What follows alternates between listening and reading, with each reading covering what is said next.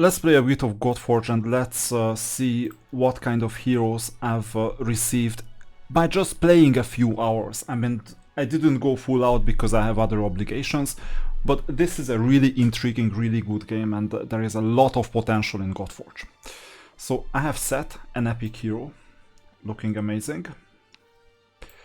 If you check out the abilities, there you can see Desert Mirage, that you have attacks an enemy 370% attack with 75% attack chance to place initiative down, which decreases initiative by 10% on all enemies for 1 turn. This is kind of basic, but you can obviously book him as well, just like in case of raid.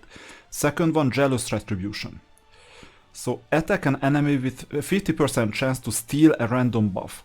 This buff stealing was the big issue of the event dungeon in raid, if you remember, because there was the event dungeon where if you killed all the minions of the main boss, then she transformed herself into another form, and that other form had this octopus type of attack that stole all your buffs.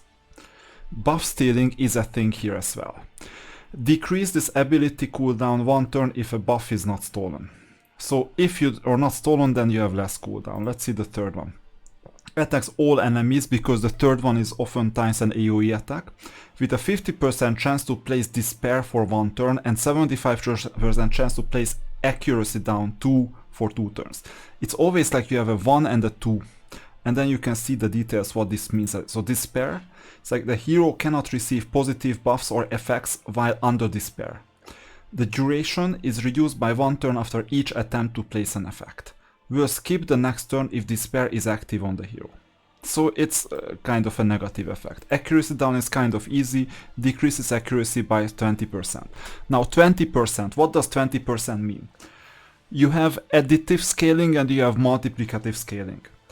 Because I think there are smart people working on the Godforge, well, mathematical models. I'm quite certain that this 20% is with respect to the base accuracy value and not with respect to the total accuracy, because if it was like multiplicative, then this would mean that the whole game would not scale in the long run. Godforge will have to be here not for like 1 month, not for like 1 year, but for like 4, 5, 10 years, right? If you're ambitious enough. And this implies that you need rock, paper, scissors mechanics, like you have this in the affinities, so that you have circular beating. And you cannot have some crazily overpowered champions like Titus, for example, in raid. So this implies that most likely it's additive in a sense that this 20% is with respect to the base stat. And then that base stat can be influenced by leveling up, that's fine, but still the base stat, and not like you add some extra accuracy with artifacts and with other things and like a ton of other extra advancements, like if you had relics, for example, or weapons or anything else, and then you would multiply that with another 20%. Like, come on, you would not create gods, but like super gods in that case. So these are like basic things, and this is an epic. Now let's see a legendary. One legendary, come on, is this legendary. I think he's Thor, isn't he?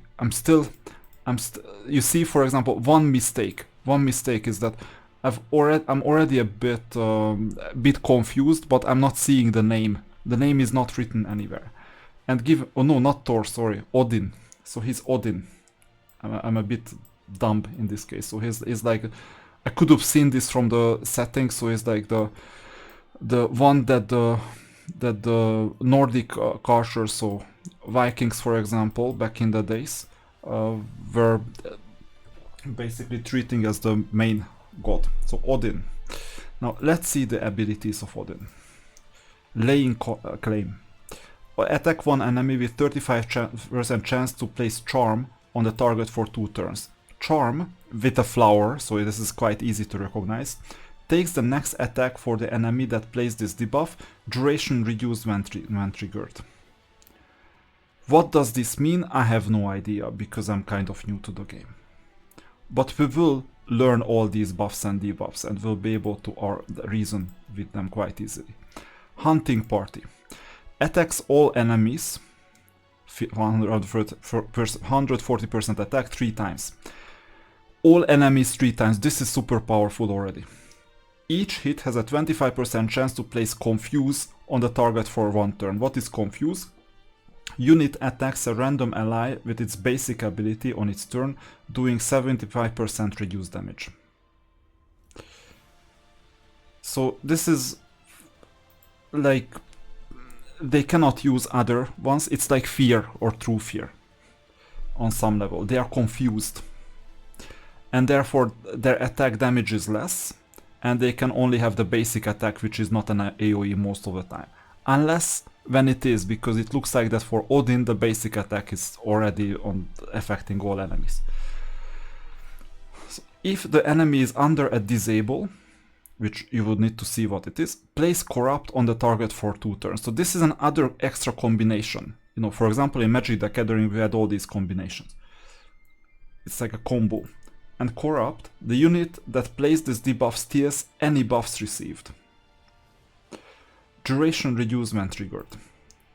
If Gary or Freki are on the team, increase their turn meter by 100%. So this means that you want teams, specific teams, just like the dogs and the dog keepers in raid on some level. Here you have this kind of extra buffs. This is not alien in other games either. For example, in Hero of Chaos, I think I have this. Yeah, exactly, I have that account like online. If, and the formation, I show you. There is a specific unit, this is a defensive unit. This defensive unit boosts the unit specifically that is on the other end of the same line. So this means that, for example, if you want this Vratlord to live for longer, then you place, or damage more, then you place them like this.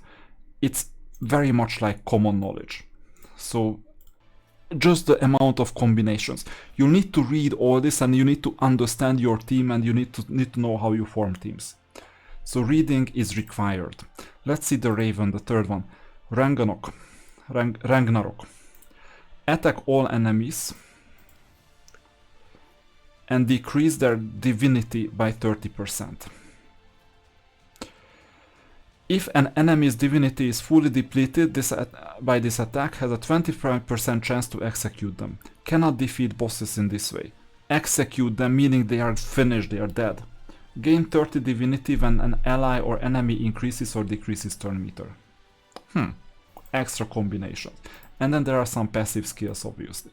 So this is a legendary. And for this reason, you cannot know what the best teams are gonna be, because there are so many different types of combinations, and not everyone will get all heroes. Now let's see some very basic units. For example, I've ascended this lion. Like, this is just a simple green unit. So Steel Claws. Attack one enemy with 2. What is with 2 times? This with, so the text is sometimes a bit buggy. Attack one enemy 2 times with a 30% chance to place attack down 1 on the target for 1 turn. Attack down 1 decreases attack by 20%. Okay. With respect to base stats once again. Then Impenetrable Hide. Place ward on this hero for 2 turns. Immune to attack damage. Duration reduced when triggered. So this is like a casting type of spell, which is interesting for a lion. Third one, Territorial Roar. Oh yeah, we heard it. Heal this hero by 20% of their max HP. Max HP, scaling with respect to max HP is huge, just saying. Then has a 50% chance to place taunt on 2 random enemies for 1 turn. Taunting is like raid, I think. Attacks the unit that plays this disable with its basic ability, doing 25% reduced damage. So, and then gain 20 divinity when an ally is attacked. This divinity system will have to learn this. So you see that there are so many combinations, and this is not an unusable unit.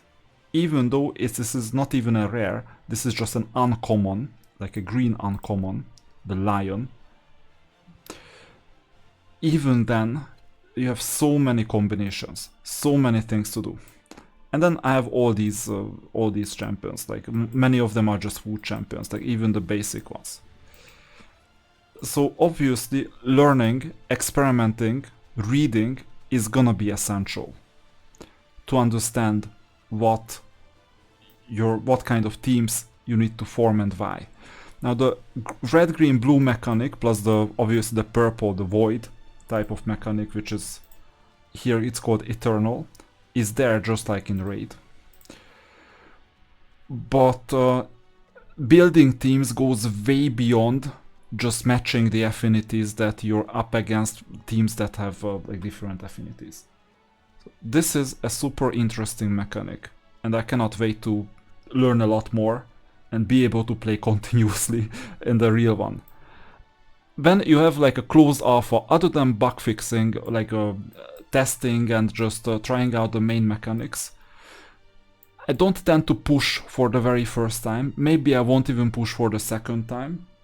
But obviously once the real game comes, I will plan ahead so that I get a good fresh start.